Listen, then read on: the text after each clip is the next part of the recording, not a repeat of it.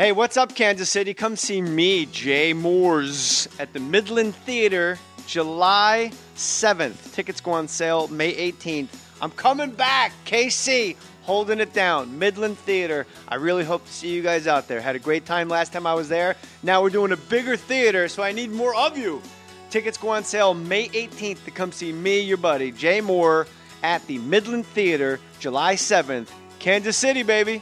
Hey, everybody. Hey, don't fast forward over this part. For real, I got to tell you something. Go to jmohr.com and click the Amazon.com banner and go to Amazon and buy stuff for yourself. That's really what I want for you out of life, is for you to buy things for you. It is helping the podcast a lot. And thank you. And tweet me the strange things that you've purchased with photos or it didn't happen. Put your name on it. Just put your name on it. That's all I say. Be a man or a woman. Put your name on it. Well, I'd like to hear about it, potheads. How the fuck you gonna know how to be great if you don't study greatness? Look at the game change. Donuts. I want to work with you a lot. Oh, yeah!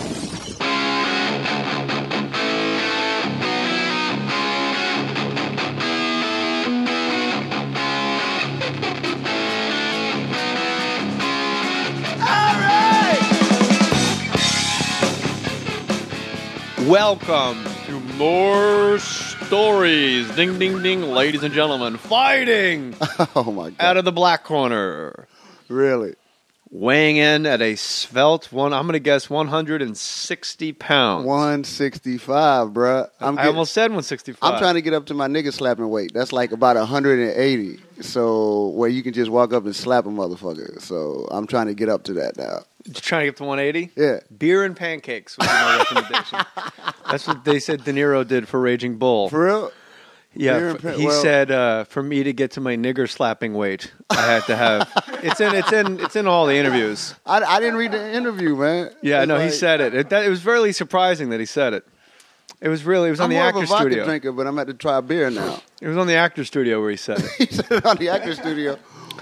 Daryl Wright is back. What's up, guys? My main man. This is your third Mohr Stories appearance. No, the first trifecta. of all, can I just say congrats on getting your own station, man. Y'all Fake are blowing mustache. up. Fake mustache in the house. My boy Ryan Sickler is over here. Fuck the crab feast. 5 stars, baby. I love that dude, man. I love that dude. Y'all got it going on, man. You're still doing your podcast every week? Yes, I am. The right turn. That's with a W. Right, yes, like the Wright brothers. Turn. Y'all can check it out on iTunes. Yes, it's a NASCAR podcast, but it's funny. And it's tripping me out because it's a lot of people that's like, dog, y'all talk about NASCAR too much. It's a NASCAR podcast, but it's funny, dog. Like, what the fuck? If I'm going to have a sex podcast, what am I going to talk about? Niggas slapping weight and pancakes or something? No, but it's a fun show, guys. And I, appreciate all of the dudes that check out your podcast that come and check out The Right Turn, because I've been getting a lot of love, man, from all of your fans. So, dog, Is I the really other guy on appreciate your y'all. podcast a brother too? Yeah. It's two brothers. It's me and Danny Sparks. Dog, they just had me. That's Danny Sparks? That's Danny Sparks. They just had me cover Talladega for Sirius XM Radio, and I'm going to tell you what God love. It was so hot down there that I had to rethink slavery. I was like, you know what? I might have treated my slaves better, but I'm not getting out in this hot-ass sun picking cotton. So you kind of understand. It's like, dog, the whole whipping things and selling people's kids, I might have been different, but damn it, somebody's picking this shit other than me, because it was hot as a bitch down there, dog. Now, you're black and you're very dark-skinned. So Yes. do you enslave people darker than you, or do you take it out on the Danny Sparks, the light-skinned brothers? Do they, like the mulattoes of the world? No, I don't give who a are your fuck. slaves? I don't give a fuck who they are. You have to white, pick. Crippled, I know. Crazy. Somebody's picking this fucking cotton other than me. It does. Right. I'm not specific as hot as it was. I don't understand. give a fuck if I got midgets in suits, as some of y'all heard last time. I don't give a fuck about them. Brad Williams is next week, but listen. I understand where you're coming from, that you don't care who picks the cotton. Right. And this is a hypothetical world where Okay. Daryl Wright has All right. slaves. However, as a recruiting tool to get your neighbors and as all of Talladega and the panhandle of Florida with you, you have to target a very specific group. Like blacks, it was like blacks. And like there wasn't like blacks and like 4 Mexicans. It was blacks. That's a good question, man. Thanks. Probably light-skinned niggas, because they're aggravated. No, what it is? No. Jesus. I would do, know what? Not even light-skinned niggas. It would be The motherfuckers Right that now, do Cam poetry. Newton's crying. No, it would be the niggas that do poetry. The ones with the dreadlocks that's always bitching about some shit that's not The going Def on. Poetry Slam. Yeah, okay, you know what? I will give you some real pain. Pick this fucking cotton, because you middle-class son of a bitch, what are you mad about, dog? Well, let me ask you a question. Now, going further into this, down this rabbit hole, this is delightful, and you are right away. You're just a breath of fresh air, man. You're just a great guest, and I love picking your brain. Okay.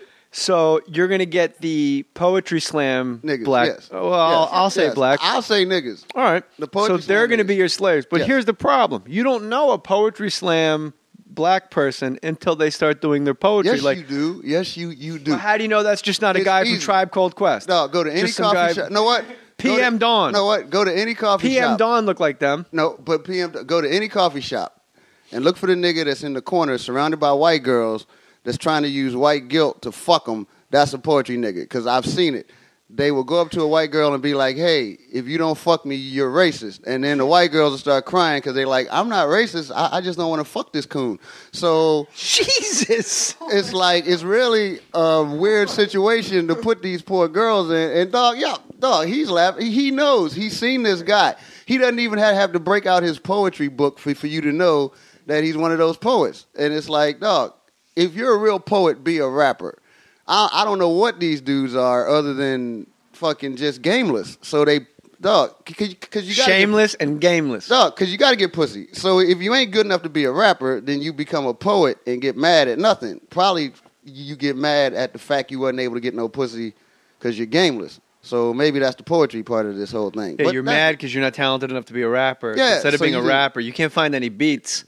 No, you can find beats. Your ass just sucks. Because poetry. You ever been to like a poetry thing? It's always offbeat. No, I would never go to it because I find it moronic. Know what's worse? But when I watch it on, what's worse is that HBO put money behind it and put it on television. Like, I've been trying to sell shows for, Right. 20 years, and it's like, no, we're going to have people rhyming To nothing. to nothing And about how screaming- hard it is and yeah. about their father leaving.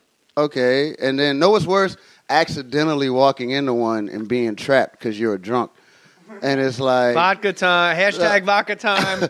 dog, I was at this bar in Dallas. Forgive and me while I have swear- a couple bites of stew here. Oh, go ahead, man. You were in a bar in Dallas? I was at a bar in Dallas. I thought it was a bar because they were serving drinks. And next thing Turns I out it was a know, liquor store.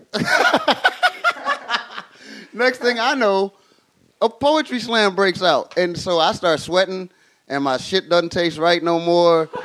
Because I'm pissed off. I'm trying to drink, and these niggas just break out in poetry. And they don't even say introducing. It's just a motherfucker that walks up. I think he's about to do a drink special, so I'm happy. This nigga just starts preaching. I've been oppressed. I'm like, nigga, you're 25 years old. What's the worst that could have happened to you? Eminem is on BET or something? Calm the fuck down, nigga. Jesus. And they just break out. And I'm like, I'm in the middle of my drink, so I can't just fucking leave because I spent money for this drink. So I'm kind of stuck for the first poet. You don't want to be walking out mid-poetry slam Shit. because you don't want to make yourself into their rhyme. Fuck them. I'm a comic. All right, well, then why did you do some leave? poetry about, this brother, oh my God. Well, then why didn't you leave? Because it sucked. Oh, I got the best story ever. Like, Jay has played in New York. Did you ever get to play up in Harlem in... No. Okay, never mind. It's I've been to a couple hospitals in Harlem to visit folks. Because you're fucking stupid.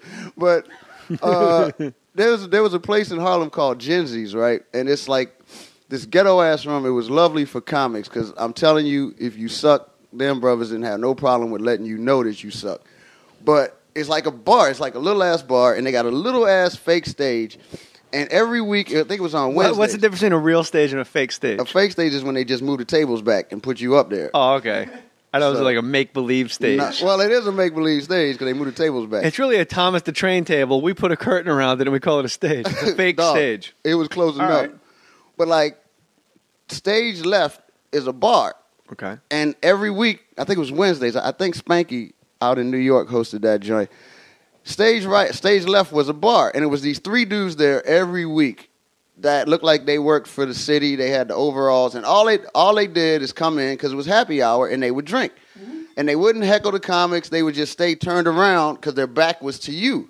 And they would just drink. As long as you don't fuck with them, they don't fuck with you, right? But you could tell you was doing all right because them brothers would turn around, wouldn't laugh, but they would turn around and just listen to you and be like, all right. Then they would turn back around and have a drink. Well, anyway, I'm up there one week, man, fucking dying. Just dying, dog. I was dying so bad. Of course, the host is dogging me. Fortunately for me, a poet comes in, right? Yes, into this room.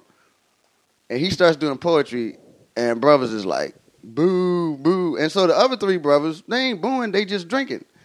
He looks at these motherfuckers. He's like, excuse me, brothers. I'm trying to enlighten y'all. And you can see them stand up. I mean, like, rise up, turn around. And like, really? And they're older black dudes. And they're like, yeah, enlighten us then, brother. And they turn around and watch this nigga do poetry. And he sucks.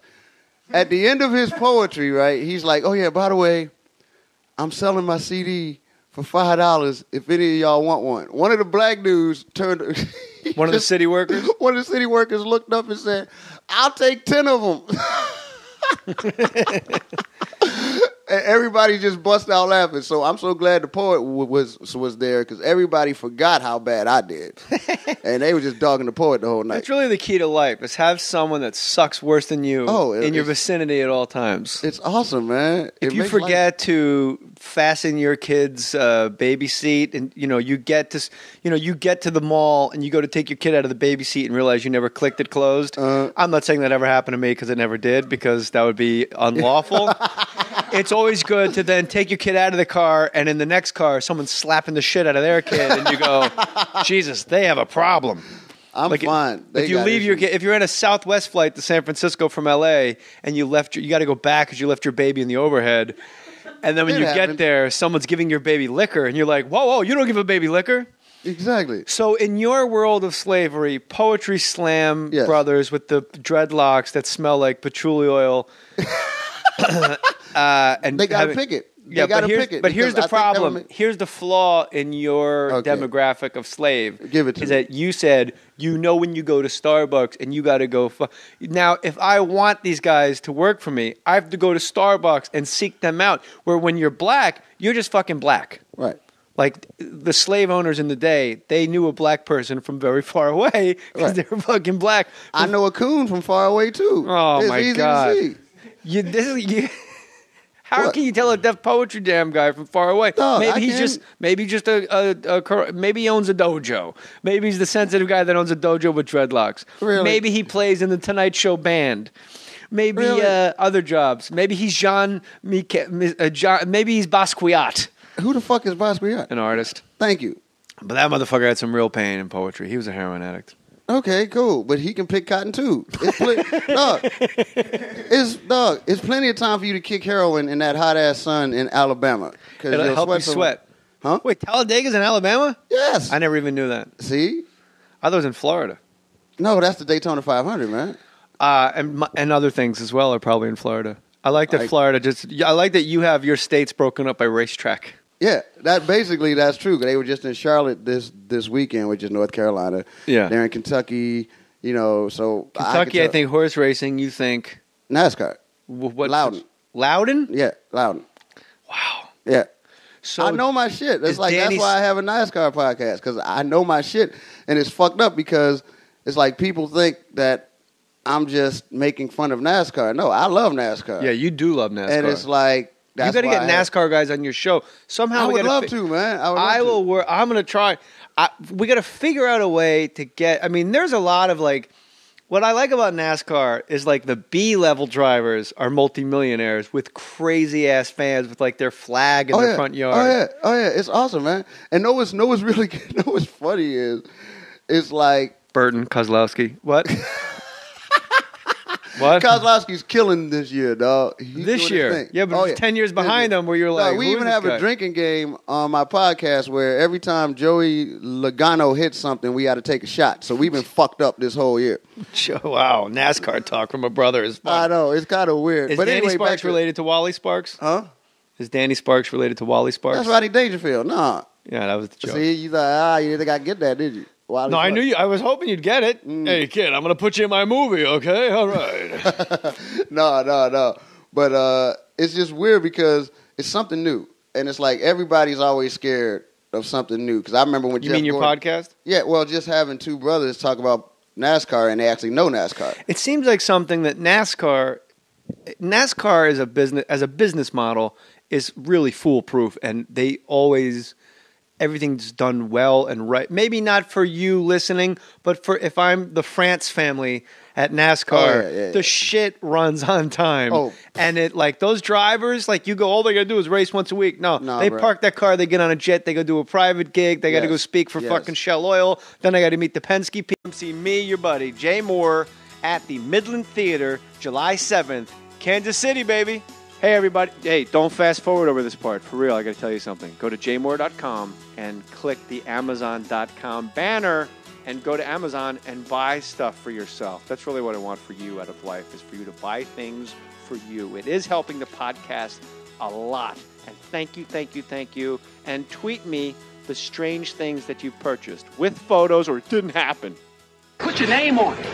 Just put your name on it. That's all I say. Be a man or a woman. Put your name on it. Well, I'd like to hear about it, potheads. How the fuck you gonna know how to be great if you don't study greatness? Look at the game tape. Donuts. I want to work with you a lot. Oh, yeah!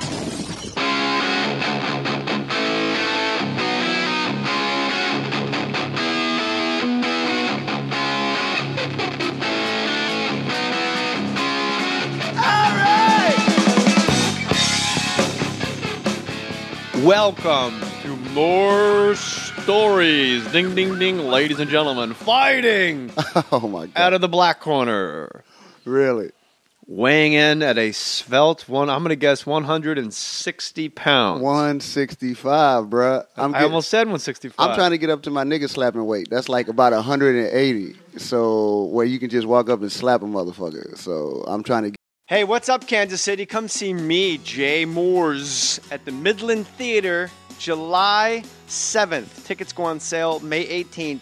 I'm coming back, KC, holding it down, Midland Theater. I really hope to see you guys out there. Had a great time last time I was there. Now we're doing a bigger theater, so I need more of you. Tickets go on sale May 18th to come